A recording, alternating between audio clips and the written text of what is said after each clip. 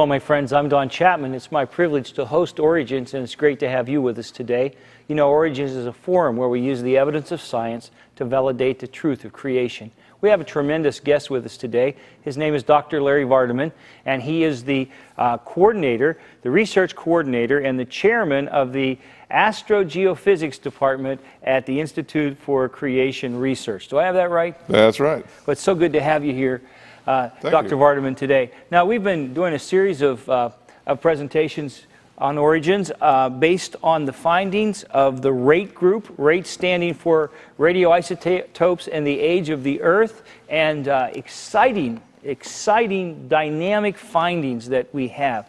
And today we're going to talk about Isochron discordance. Did I get that right? That's right. Now, I have to tell you, my mother never taught me what that meant, so you're going to have to help us. What are those? Okay, let's unpack that a little bit. All right. An isochron means the same age. Okay. And actually, isochron is a technique for estimating the age of a rock based upon how you plot the data and some assumptions that you apply to it. So basically, it's a technique for estimating age. Discordance means that it's out of agreement, or there's a discard. And so we're going to talk about the differences between different methods for estimating the age of rocks and how they differ or disagree. We're looking at rocks today, and when we have different methods of measuring the date or the age of those rocks, there is discord. There is a different, depending on the method you use, you get different answers. Is that right? Right. Everybody's heard of uranium-lead, but there are at least 3 other major techniques for dating rocks: samarium, neodymium, potassium, argon, all kinds of techniques. There's 4 particular ones we're going to talk about today, and they have completely different estimates for the age of a particular rock, and the materials that are used to estimate come out of exactly the same rock, but they get different ages. So you could take the same rock, use the 4 different methods, and come up with 4 different answers. Exactly, and we're going to show that today. All right, and all of this is because we're interested in this phrase, thousands, not billions. That's a very loaded phrase, isn't it? Yes. From the results that we have from the RATE project, we found 3 basic results that indicate that the Earth is not billions of years old, but it's in fact only thousands, which is in agreement with Scripture, which was really an exciting result in itself. But there were other things to the RATE project, such as isochron discordance, that told us there's something wrong with the conventional method as well. For evolution to work, you need billions of years. The Bible seems to indicate, I think rather clearly, that the Earth is young. And it seems to me that this then becomes a sentinel point. Whoever proves they're right on this one's going to win the creation-evolution debate. Right. And we've made major progress in being able to show those problems. Right. And in presenting this information to the conventional scientific community, they don't have a good response for many of these problems we pointed out. And what our show is about today primarily is this discordance shows that there is a tremendous lack of accuracy in the dating methods used by the evolutionists. Is that fair to say? That's right. And in addition to just criticizing the conventional technique, we have offered positive evidence that points to a young Earth, not just criticizing the standard technique. Right. There's something wrong here, and this certainly is going to help us do that. That's right. Well, I'm anxious to see what you have for us, so if you wouldn't mind going up to the screen, we'd love to have you share some of your insight. Okay, be glad to do that, Don. I want to start with a little bit of a discussion of where we collected the samples that we were dealing with. First, you have to go out in the field and collect rock samples to analyze, and we spent a lot of time in Grand Canyon. Dr. Steve Austin, who is the primary scientist in this area, geologist at ICR, has probably spent the last 25 years intimately familiar with Grand Canyon. One of the most unusual rock types in Grand Canyon is diabase. In the field, we see evidence that diabase was once a very hot liquid that was intruded between the rock layers of the upper crust of the Earth. We see these very thick horizontal rock bodies called sills in the Grand Canyon. Diabase sills ought to be ideal for radioisotope dating for 3 reasons. The first characteristic of diabase sills that makes them an ideal candidate for radioisotope dating is that they were injected through a crack, a nozzle if you will, where friction and flow created mixing isotopic mixing is one of the requirements for radioisotope dating. A second characteristic of diabase sills that makes them an ideal candidate for radioisotope dating is that the sill is gravitationally segregated. The coarser, heavier minerals fell to the bottom and the lighter minerals floated to the top. This mineralogical separation is an ideal characteristic, especially for isochron dating. And a third characteristic of diabase sills that makes them an ideal candidate for radioisotope dating is that the diabase sill was squeezed into and between cold rock layers and allowed to cool. The cooling would occur rapidly and the crystals should read just a single age. For these reasons, diabase sills of Grand Canyon ought to be ideal candidates for radioisotope dating. Now, I need to say right off the bat that you have to get permission to collect rocks in Grand Canyon. You can't just go out there and start picking them up yourself. And here's a cross-section of a Grand Canyon. This shows the Colorado River sliced down through where Grand Canyon occurs. And if you're standing up on the rim, this happens to be the north rim of Grand Canyon, but the south rim would be over here. We've kind of sliced it away so you could see down in the canyon. But if you look down in the canyon, you see almost a mile down into the bottom to the river where the Colorado River flows through. And the upper 4,000 feet or so of that is sedimentary rock that was laid down by the flood, the Genesis flood, we believe. And in addition to that, there's volcanoes that have spewed lava over the top of those down into the canyon. And in fact, we have evidence at some time in the past that lava was so thick it filled the Grand Canyon and backed the river up as like a dam, and it filled the thing completely to the top with water. I didn't know that. That's so it's really fascinating.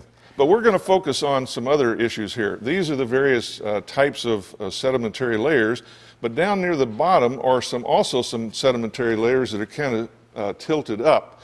And between the layers, there was activity in the past that magma, basalts, and lavas flowed up from below where it had melted and squeezed up through the cracks into what are called dikes, the vertical flow layers, and horizontal ones called sills. And there's two particular areas that we want to emphasize. One is down near the very bottom of Grand Canyon is called the Bass Diabase, and it's in a sill. And then up in the Cardenas basalts, up a little bit higher. If we look at a vertical shot of Grand Canyon, we can see where this outcrops, because we're going to go down and collect samples of this igneous rock, this material that was at one time molten and then hardened into these layers. This is Grand Canyon coming down from the north and flowing down and turning west and going through the Grand Canyon National Park in this direction out to the west side. And down in the canyon, well, here's Bright Angel Trail right here, and the south rim of Grand Canyon where most people go to look over the edge. That's right here. This is the Grand Canyon Village. And Bright Angel Trail goes down, but at the very places in the bottom, these basaltic and igneous material has cropped out. So as you're bringing a raft down through the river, you can stop at these places and collect samples. Here's where the Cardenas basalts are on the eastern Grand Canyon, and the Bass Rapids Diabase Sill is out in this region here. We're going to talk about those, and then there's two other samples that we've collected as well.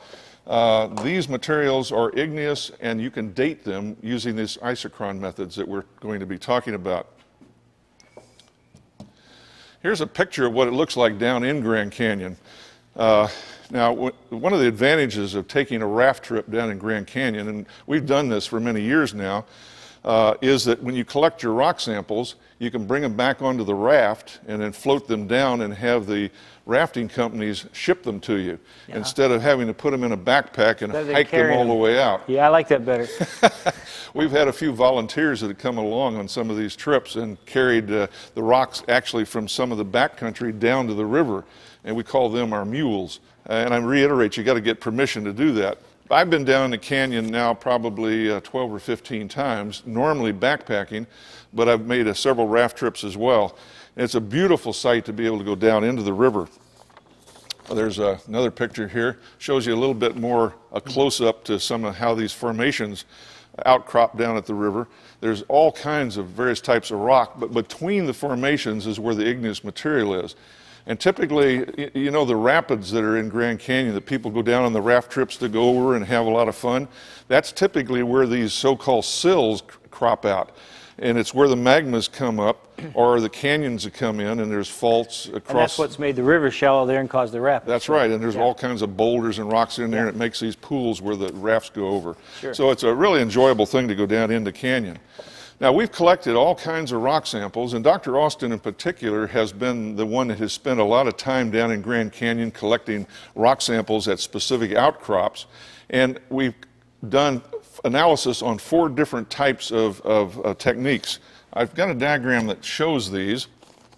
There are 4 different techniques here, and most people have probably heard of the uranium-lead technique. These are the data that were collected by uranium-lead. We've also done potassium-argon, the data are over here, and rubidium-strontium, and samarium-neodymium. All those data are plotted on this diagram, and they're shown in colors. The Bass Rapids is shown in orange, or kind of a yellowish color actually. The Cardenas basalt is more of an orangish color. Something called the Brahma amphibolites is shown in blue. And then the Elves Chasm granodiorite, which is down near the western Grand Canyon, is shown in green. So you can see all of those. There's also some other distinctions here. There's 2 types of decay from these. There is alpha decay, and that uranium-lead is an example of that, and the samarium-neodymium. And a second type of decay called beta decay is over here the potassium-argon and the rubidium-strontium, or beta decay.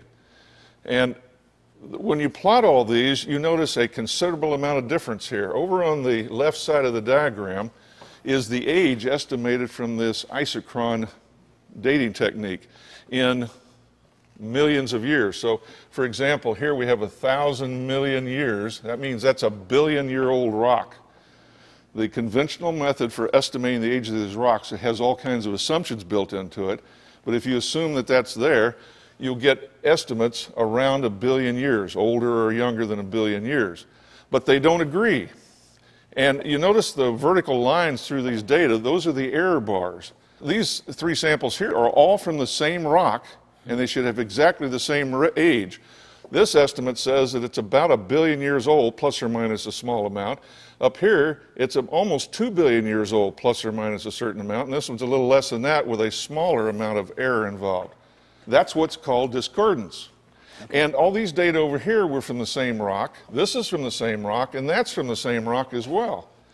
And here you've got tremendous differences. The one's down to 800 million, and you've got one just under 2,000 million, which is 2 billion. Yeah, this would so be from about 800 million to 2 billion, that's 12. It's over a factor of 2. Yes. And that's a big difference, and particularly when you've got estimates that are very precise with those error bars. They should not be outside of those error bars. So isn't this a big red flag saying something may be wrong with the whole method? Yeah, something is not right here. Either the assumptions are not accurate or something else is going on. And we think that what's going on is accelerated decay has messed up this technique. Not only does the actual magnitude of the numbers that we see are completely out of agreement with Scripture, but they don't agree with each other, and we think the accelerated decay, which causes the age to agree with the Bible, also messes up this method of estimating the age. You know, the first point that I would like to make, Doctor, is that the average person listening to our show, and especially I'm thinking about the young people who go off to the university and their professor with confidence tells them that we know the earth is old because we have these scientific methods that demonstrate without question how old the earth is.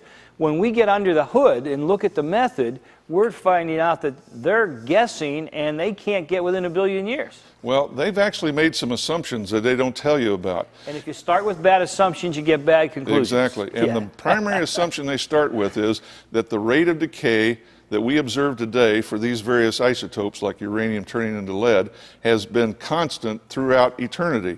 In other words, what we have measured today has always been that way. It's a principle of uniformitarianism. And if that's not correct, this method is not going to work. And we believe that's primarily the reason it doesn't work. It has not been constant. One of the words that has come up with considerable amount of excitement from you, and I think reflected upon your whole group of eminent scholars that you worked with, is this term accelerated decay. But for folks who've just tuned in today, remind us again what that theory is. Accelerated decay basically says that at some time in the past, in Earth history, the rate of decay of these isotopes, like uranium turning into lead, has been speeded up in a dramatic way. And we believe that happened during the Genesis flood, not caused by the flood, but associated with the flood. And this is kind of new to your study, isn't it? Yes, and it's a very important issue. It's very controversial, but we believe that the evidence for it is very strong. This is really exciting. This is maybe the nexus of where the debate is going to center over the coming years. Yes, I believe so. Yeah, I do too. Now, there's one more feature of this graph that I want to point out, and that's this dashed line that you see here. The way in which these data line up indicate that the age estimates from this technique actually are relatively low down here near a small atomic weight. You notice we plotted this as a function of atomic weight, so that the elements, like uranium lead, has an atomic weight of 238. It's a very heavy element decaying into lead. And down at the lower end is our potassium-40, which is a much lighter element. These numbers tend to have a trend that runs through there in a parabolic shape. So we don't know why it does that yet, but we think that this is a hint as to why there's a disagreement here. So we're exploring what that relationship might be. Some connection between atomic weight and rate of decay. And possibly accelerated decay. Okay. That's what we're anticipating. All right. Well, that's fascinating. We got to take a break, and when we come back, we're going to try to pull all this together, and I want to hear not only what this evidence is saying, but where is this leading us in the whole debate. So don't you go away. We'll be right back. Creation versus evolution. You weigh the evidence. The human body. Complex circuitry. The human nervous system is the most remarkable electrical communication center ever designed. It regulates the actions of organs, monitors the senses, and controls one's thinking, learning, and memory capacity.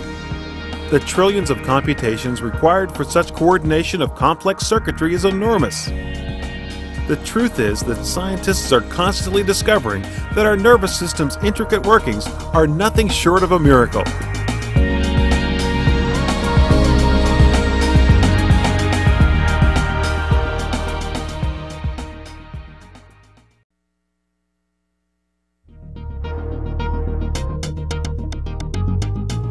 Today's guest on Origins, Dr. Larry Vardaman, is chairman of the Department of Astrogeophysics at the Institute for Creation Research's Graduate School. Through his ongoing research in atmospheric science, Dr. Vardaman has contributed much to the field of creation science. He also led the RATE team, a research project examining the age of the Earth. This has been documented in the DVD Thousands, Not Billions.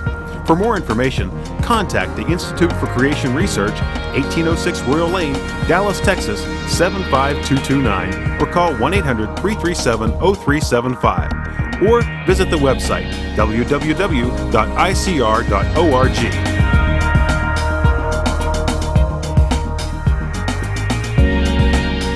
We're back with Dr. Larry Vardaman, and Dr. Vardaman, I want to ask you, why is discordance so important to our whole debate?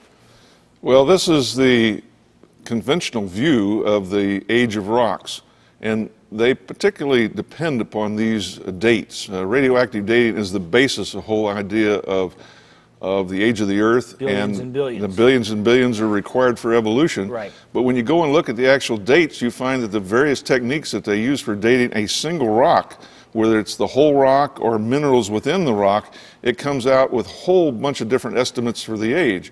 And if they disagree, they happen to select one that they like and throw the others out. And you can't do that. Very selective. The real data says that there's a whole bunch of different ages that are estimated, and some of them are twice as much as the other, and you can't just do that. So it kind of undercuts the authority of when they say this is this many billion years old. Right. Their own data disagrees with that. And that sort of implies that there's still an open field for us to have discussion about how old things really are. That's right. And even more than that, it points out there's something wrong with the technique that they're using. Yeah. that's so important for our people to understand, because as I said, usually when these things are presented, they're presented with authority, like we know exactly how old that is, and we don't know sometimes within a billion years by their own theory. That's right. The theoretical consideration of radioactive decay, explaining accelerated decay. Help us with that once more. Okay, the theoretical considerations that we've approached for either alpha decay or beta decay, if we're going to suggest that the decay has been accelerated in some way, we need to at least understand a little bit more about how that may have occurred. Now, we haven't got the final answer on this, but we've got some ideas that if you adjust certain parameters or variables within the nucleus of an atom, it will change the decay rates. And because of that, we're encouraged to believe that we're not just suggesting a wild idea, that there's some basis for it. Now, I have to say that it's only theoretical at this point. There's very limited experimental work that's been done. We haven't done any of that. It's very, very expensive. Even the largest labs in the world, it's very expensive for them to do it. But there's some of that being done now. Based on the fact that we've suggested this, there seems to be more and more research being reported in the literature of other people exploring the possibility of accelerated decay. Now, one of the reasons they do this is because if you could have a way of accelerating decay, you can get rid of nuclear waste. So there's a financial reason for suggesting this as well as our theoretical considerations. But I think with time, there's more evidence, both experimentally and theoretically, that this is going to happen. You know, I have to chuckle because for many, many years, the whole creation evolution debate, creationists were always presented as the religious, superstitious people who didn't understand science. And now we're talking about wells in the nucleus of an atom. And the more research we have, the more it seems to validate that science really is supporting creation. Well, we have scientists who have degrees from prestigious universities and have the capability of exploring this science and are attacking this problem with the expertise that's needed to do it. Where do you see the accelerated decay debate going in the next decade? Well, I think this is a major issue, and it's obviously very controversial. We on the RATE project were reluctant to suggest it at first because we thought that it was really out there, that it really wasn't going to be accepted, and we didn't really have the basis for suggesting it other than a wild theory. But as we worked our way through the data, we found at least 3 pieces of evidence that are almost irrefutable that this kind of a process has occurred. Now, we don't understand how yet, and it may be that we'll never know, because I believe that God was supernaturally involved in causing this process to occur. And whenever God is supernaturally involved, you can't really do science per se to understand it. You can get hints about it, but you may never be able to get to the final answer. And we should be encouraged that the reaction from the scientific community at large, at least from a significant part of it, has been to say we need to look into this, not to laugh at you and say this is irrelevant. That's right. My assumption was that we were going to basically be laughed at dramatically, and we haven't been. In fact, there has been conventional scientific laboratories and scientists who've explored this as well. One of the exciting dimensions of that is that it's going to be funded, because if this could be proven true, it would be a way to do away with nuclear waste. That's right. That's really exciting. Folks, as we close our show today, I just want to thank Dr. Vardaman and these 8 brave scientists that he's worked with for 8 years to do this kind of research. It thrills my heart, it literally buoys my soul to see that we have men with these kinds of gifts and talents and ability, committing them to God, seeking the truth, and finding that the truth is validating God's Word. And always remember this, it's God's view that He created you, and that should be your worldview too. I hope you'll ponder what Dr. Vardaman has shared with us and dig into the truth until we see you again next time here on Origins. God bless you till then. Dr. Vardaman, thanks for being with us.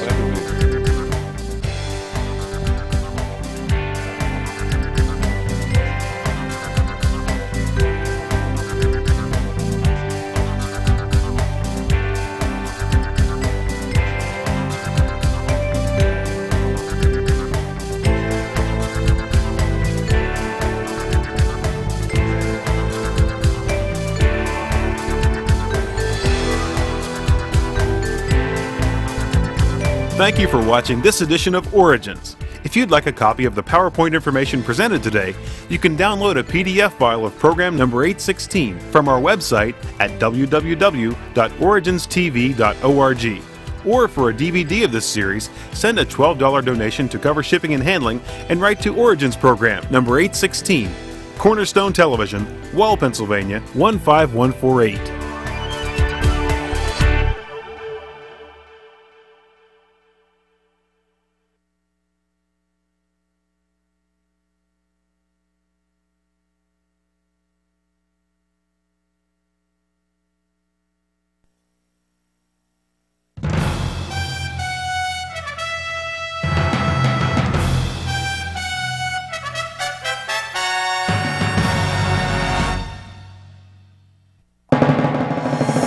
Origins is made possible by the faithful prayers and the financial support of you, our Cornerstone Television family.